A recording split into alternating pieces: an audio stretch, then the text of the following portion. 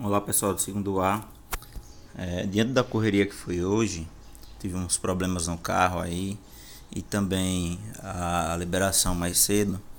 Eu fiquei faltando tratar de um pequeno tema lá do conteúdo sobre iluminismo, que é a questão do iluminismo na nossa Constituição, a influência do iluminismo na Constituição. Então eu decidi gravar esse pequeno vídeo aqui, rapidinho, coisa básica, para fazer alguns comentários, certo? Esse tema também foi tema de uma das questões da atividade. Eu vou soltar os gabaritos no Drive e via WhatsApp, e a partir daí a gente vai poder estudar, mas aqui é importante a gente poder analisar esse momento aqui. Bom, a questão fundamental é a gente saber elencar as influências as principais contribuições e teses dos pensadores iluministas, né? Recapitulando aqui: o John Locke, o Voltaire, o Montesquieu, o Jean-Jacques Rousseau e também o Adam Smith. Não vou colocar o François Quest, né, nem outros aí, porque esses são os principais. Então vamos ver isso aqui na nossa Constituição. Bom, aqui logo no preâmbulo de cara nós vemos aqui alguns elementos.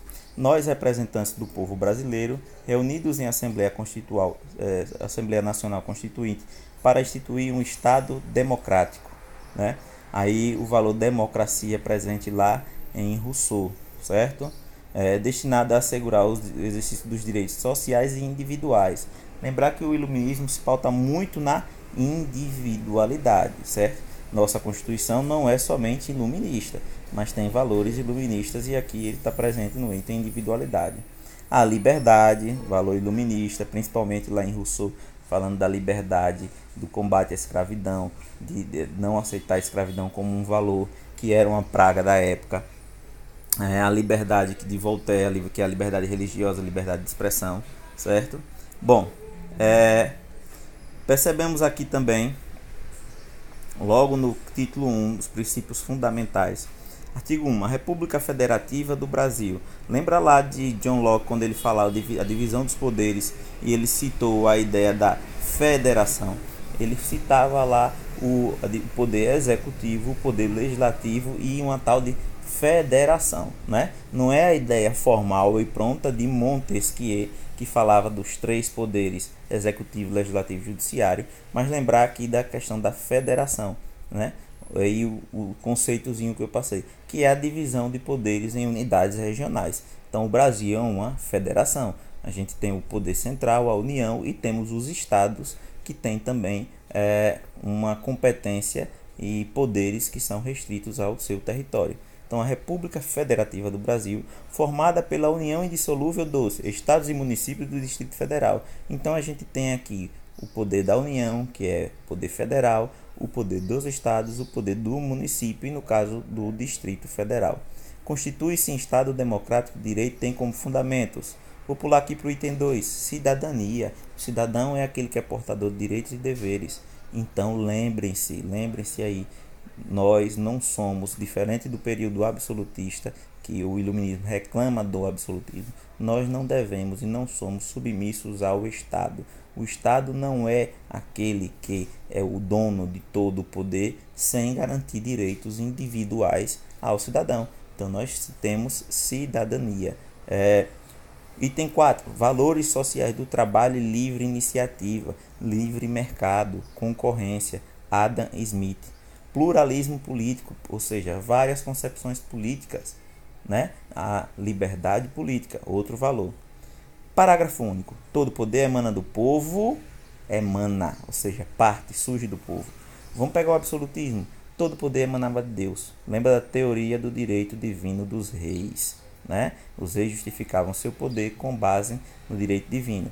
O todo poder emana do povo. Isso é um valor democrático, é um valor também que vem do iluminismo, certo? Que o exerce por meio de representantes eleitos ou diretamente nos termos dessa Constituição. Artigo 2º. São poderes da União independentes e harmônicos entre si, legislativo, executivo e judiciário. Lá Montesquieu, Locke também, mas Montesquieu aqui acabado, perfeito. poderes independentes, ou seja, a teoria da separação dos poderes. A União, certo? Tem poderes que são separados. Como também já temos a divisão entre estados, os estados também têm poderes separados. E também o município. Quem é o poder legislativo federal? Senado e Câmara Federal. Quem é o poder legislativo estadual? Assembleia Legislativa. Quem é o poder legislativo municipal? Câmara dos Vereadores. Quem é o poder executivo federal? Presidente. Quem é o poder executivo estadual? Governador. Quem é o poder executivo municipal? Prefeito. E o poder judiciário, que não existe poder judiciário nos municípios. Existem apenas no Brasil juízes federais e estaduais, mas ambos são poderes divididos, né?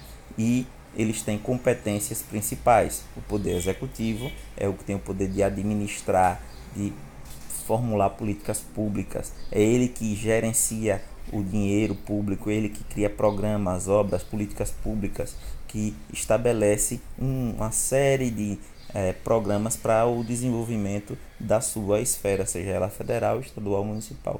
Poder legislativo, criar a legislação. E aí vemos o primeiro choque. O executivo governa, mas só pode governar de acordo com as leis. Leis que ele não cria. Quem cria as leis são o poder legislativo.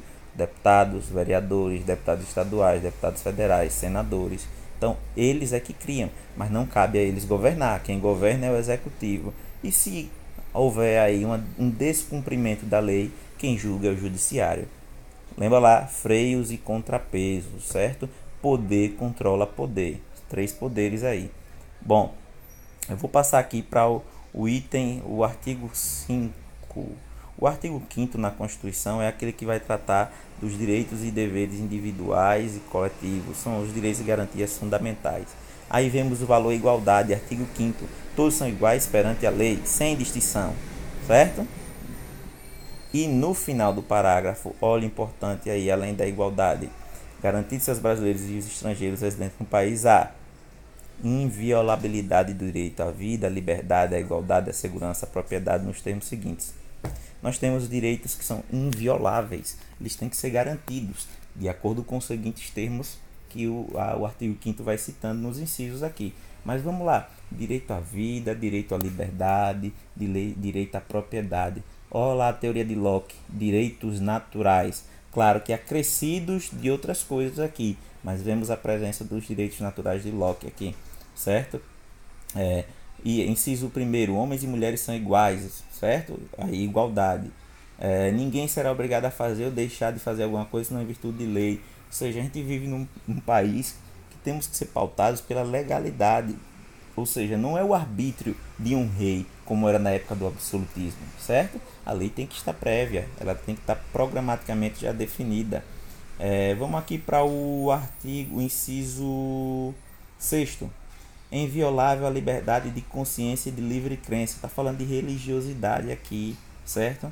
Olha o item 7. É assegurado nos termos da lei a prestação de assistência religiosa. Ou seja, e inciso 8. Ninguém será privado dos direitos por motivo de crença religiosa ou de convicção filosófica ou política. Ou seja, a gente tem liberdade religiosa, certo? Nada de opressão religiosa. O Estado brasileiro é laico, ou seja, ele não adota religião. No entanto, ele não é antirreligioso. Já falei isso na sala de aula, certo?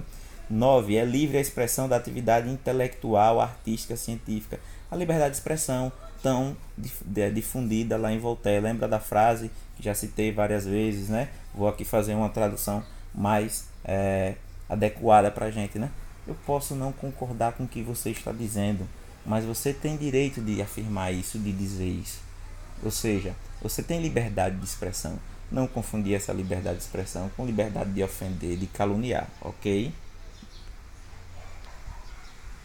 Olha aqui no inciso 11. A casa é asilo inviolável do indivíduo, ninguém nela podendo penetrar sem consentimento do morador, salvo em caso de flagrante delito ou desastre para prestar socorro durante o dia por determinação judicial.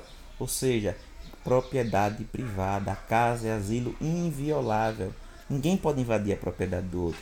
Isso é um valor que está lá em quem? Mais uma vez, tanto Locke como também a gente pode ver isso também nas formulações teóricas de Adam Smith, né? Inciso 13. É livre o exercício de qualquer trabalho, ofício ou profissão. atendidas as qualificações, ou seja, a gente tem autonomia de criação, de trabalho, e isso também é um princípio lá que vai interferir nos valores econômicos. Dando um pequeno salto aqui, inciso 22, é garantido o direito de propriedade, é propriedade privada, certo? Aqui mais um inciso que fala da questão da propriedade. Inciso 23 dá uma definição sobre o que é que será propriedade privada, tem um requisito, mas veja, propriedade privada ela é garantida na nossa Constituição. Olha aqui, inciso 47, não haverá pena de morte no Brasil, a não ser em caso de guerra, né? Não haverá pena de caráter perpétuo, trabalhos forçados, banimento, cruel. São direitos aqui, gente, também tem a ver com o iluminismo aí, a proteção da vida. Vamos ver uma garantia de liberdade? Inciso 54. Ninguém será privado da liberdade ou de seus bens sem o devido processo legal. Ninguém pode tirar a liberdade do outro e ninguém pode tirar a propriedade do outro sem que haja um processo, nem mesmo o Estado. Então, não pode existir prisão, julgamento sumário. Simplesmente acusou, prendeu. Tem que haver um processo para que isso possa ser permitido. Então, são proteções à liberdade e à propriedade privada. Olha aqui, artigo 19. É vedado à União, aos Estados, ao Distrito Federal e aos municípios estabelecer culto religioso à igreja. Nem vou ler o resto, ou seja, culto religioso, igreja, não pode ser organizado pelo poder público, não pode ser organizado pelo poder político, seja ele estatal, da União, dos Estados, do Distrito Federal, dos municípios. Isso aí é do povo, é liberdade religiosa. Para finalizar aqui, o artigo 170, na parte sobre a ordem econômica, os princípios gerais da atividade econômica no Brasil, vem bem claro, a ordem econômica fundada na valorização do trabalho humano e na livre iniciativa, ou seja, está lá o preceito de Adam Smith, né? O mercado livre, a livre iniciativa. Claro que no Brasil nós temos mitigações, mas o princípio da livre iniciativa, as pessoas têm iniciativas de formular negócios, né? E no inciso 2º do artigo 170, nós vemos aqui a ideia da propriedade privada, no inciso 4º, livre concorrência. Então, vejam que esses são os preceitos de Adam Smith, aqui, do iluminismo, liberalismo econômico de Adam Smith, presentes no artigo 170. Então, para finalizar aqui o comentário, eu não estou dizendo aqui de forma nenhuma que a nossa Constituição é inspirada amplamente, totalmente no iluminismo, certo? Em nenhum momento nós vamos ter isso, mas nós temos muitos princípios que são iluministas. Bons estudos, tchau, tchau.